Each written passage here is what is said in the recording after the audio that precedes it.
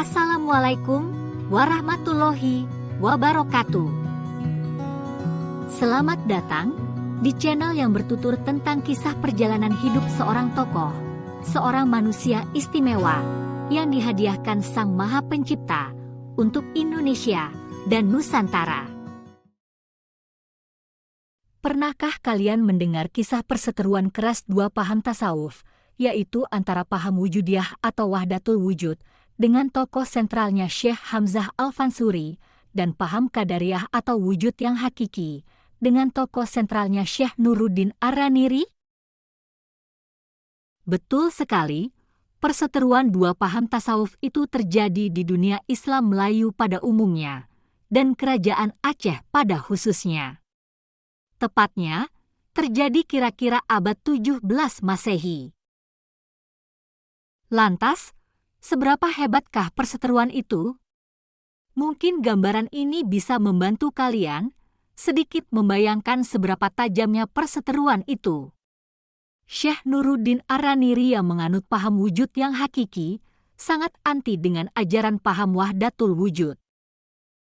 Saking antinya, Syekh Nuruddin Ar-Raniri sampai membakar semua kitab wahdatul wujud yang ditulis oleh Syekh Hamzah Al-Fansuri.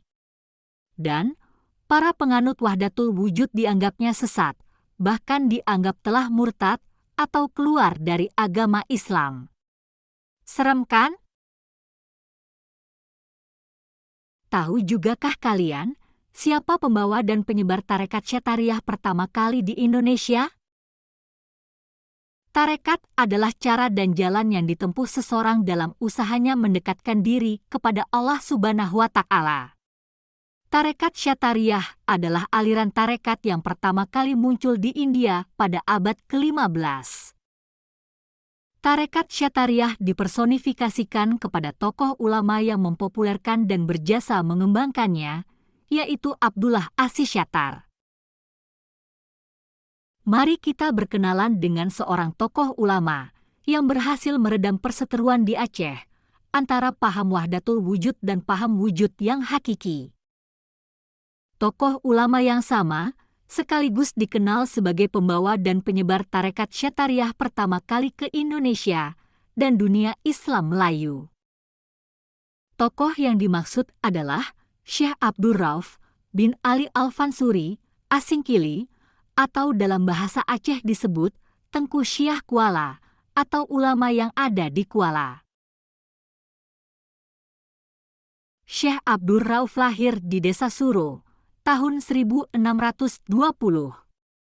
Namun, ada juga yang berpendapat bahwa beliau lahir tahun 1615. Nama asli beliau adalah Aminuddin Abdur Rauf bin Ali Al-Jawi Al-Fansuri Asingkili. Beliau adalah putra dari seorang Arab asli yang dulu menetap di Singkil atau saat ini dikenal dengan Kabupaten Aceh Singkil. Keluarga besar beliau adalah keturunan dari ulama Parsi, Syekh Al-Fansuri, yang menikahi seorang wanita setempat berasal dari Fansur, Barus, dan menetap di Singkil. Syekh Abdur Rauf dibesarkan oleh seorang ayah yang paham akan agama, menjadikan keluarga besarnya memiliki pemahaman agama yang tinggi. Ayah beliau adalah pendiri dayah atau pesantren di Suro, Lipat Kajang. Dulu sebelum Suro menjadi sebuah kecamatan, daerah ini masih berada di dalam wilayah Kecamatan Simpang Kanan yang beribu kota Lipat Kajang. Ketika itu, Fansur menjadi salah satu pusat Islam penting di Nusantara, serta titik hubung antara orang Melayu dan kaum Muslim dari Asia Barat serta Selatan. Di pesantren yang didirikan ayahnya itulah Abdur Rauf kecil mendapatkan pendidikan dasar. Kemudian, beliau melanjutkan pendidikan ke Dayah Oboh, Rundeng Simpang Kiri, yang dipimpin oleh paman beliau sendiri, yaitu Syekh Hamzah Fansuri. Dahulu Aceh Singkil itu hanya terdiri dari beberapa kecamatan, antara lain Singkil, Simpang Kanan dan Simpang Kiri, Rundeng. Namun seiring berjalannya waktu, terjadi pemekaran di Kabupaten Aceh Singkil dan melahirkan satu daerah baru, yaitu Kota Subulu Salam. Setelah selesai mendapatkan pendidikan di tempat itu, beliau melanjutkan menuntut ilmu ke Dayah Geudong, pimpinan Syekh Syamsuddin Sumatrani di Pasai. Dan setelah itu beliau melanjutkan belajar agama ke Tanah Suci selama lebih kurang 19 tahun. Dalam rentang waktu tersebut, beliau belajar ilmu agama kepada tak kurang dari 19 guru, 27 ulama masyhur, dan 15 tokoh mistik kenamaan. Dari sejumlah gurunya, yang paling berpengaruh adalah Ahmad Al-Kusyashi dan Ibrahim Al-Qurani, yang keduanya beliau sebut sebagai pembimbing spiritual di jalan Allah. Dari kedua gurunya itu, Syekh Abdurrauf mendapatkan ijazah Tarekat Syatariah. Di kalangan pengikut Tarekat Syatariah, Syekh Abdurrauf mendapat kedudukan yang sangat terhormat yang diberikan kepada tokoh sufi tertinggi. Selain keluasan dan ketinggian ilmu yang dimilikinya, Syekh Abdurrauf juga dikenal karena kemampuannya menyederhanakan persoalan. Contohnya, dalam menilai suatu perkara, tidak harus selalu dengan vonis benar atau salah. Kemampuan ini sangat berguna, karena kala itu sedang terjadi perseteruan besar di Aceh. Perseteruan besar antara dua paham tasawuf di kerajaan Aceh, antara paham wujudiyah atau wahdatul wujud, dengan tokoh sentralnya Syekh Hamzah Al-Fansuri dan Syekh Samsuddin Sumatrani, dan paham qadariyah atau wujud yang hakiki, dengan tokoh sentralnya Syekh Nuruddin Ar-Raniri. Masyarakat mengalami kebingungan memutuskan paham mana yang harus diikuti. Perseteruan itu semakin panas dengan pembakaran kitab, dan kedua belah pihak sudah saling mengkafirkan. Sekalipun perselisihan ini dapat diredakan oleh Sultan Iskandar Muda, dan kedua pihak berdamai, namun dampak negatif perselisihan ini masih sangat terasa di masyarakat, bahkan masih sangat terlihat saling memojokkan dan merasa paling benar. Perselisihan paham ini terus berlanjut sampai ke masa pemerintahan Iskandar Sani, menantu Iskandar Muda, menjalar hingga ke masa Sultanah Safiatuddin berkuasa di Kerajaan Aceh. Pada masa pemerintahan Sultanah Safiatuddin inilah Syekh Abdurrauf pulang dari Tanah Suci. Setibanya di Aceh, beliau melakukan pengamatan sejauh mana perselisihan itu terjadi di tengah-tengah masyarakat dan dampaknya terhadap persatuan umat. Beliau turun langsung menyelusup ke lapisan masyarakat, menyamar sebagai petani, pedagang, dan nelayan. Setelah beberapa lama turun di lapangan, beliau mendapat kesimpulan bahwa perselisihan itu terus terjadi karena faktor kurangnya pendidikan.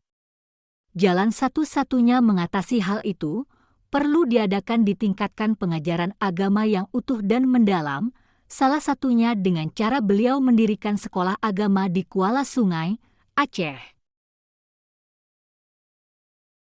Syekh Abdurrauf Asingkili termasuk dalam kategori seorang ulama yang memiliki produktivitas tinggi dalam hal menghasilkan kitab atau karya tulis yang berkualitas. Banyak karya tulis yang dihasilkan beliau. Tercatat ada 21 kitab yang beliau hasilkan, terdiri dari 1 kitab tentang tafsir, 2 kitab tentang hadis, 3 kitab tentang fikih, dan sisanya kitab tentang tasawuf. Syekh Abdurrauf Asingkili menulis dalam kitab-kitabnya dalam bahasa Arab dan Melayu. Kitab tafsir beliau yang berjudul Turjuman Al-Mustafid diakui kalangan luas sebagai kitab tafsir pertama yang dihasilkan di Indonesia dengan bahasa Melayu.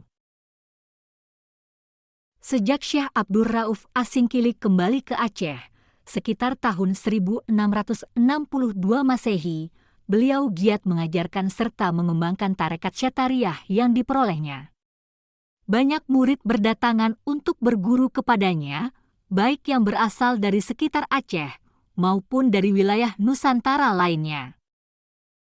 Beberapa murid beliau kemudian hari menjadi ulama terkenal adalah Syekh Burhanuddin Ulakan, penyebar Islam pertama di Minangkabau, dan Syekh Abdul Muhi Pamijahan, penyebar Islam di daerah selatan Pajajaran. Syekh Abdur Rauf Asingkili wafat pada tahun 1693 Masehi dalam usia 73 tahun. Mengenai lokasi makam beliau, ada dua versi yang berkembang di masyarakat. Versi pertama, makam beliau diyakini berlokasi di Desa Deah Raya, Kecamatan Syah Kuala, Banda Aceh. Lokasi makam Syah Kuala ini berada di bibir Selat Malaka. Versi kedua, makam beliau diyakini berlokasi di Desa Kilangan, Singkil. Makam di Singkil berada di bibir Krueng Singkil. Manakah makam beliau yang sebenarnya? Hanya Allah saja yang Maha Tahu segalanya. Jangan lupa ninggalin jejak ya, like boleh, komen juga boleh. Sampai jumpa. Wassalamualaikum warahmatullahi wabarakatuh.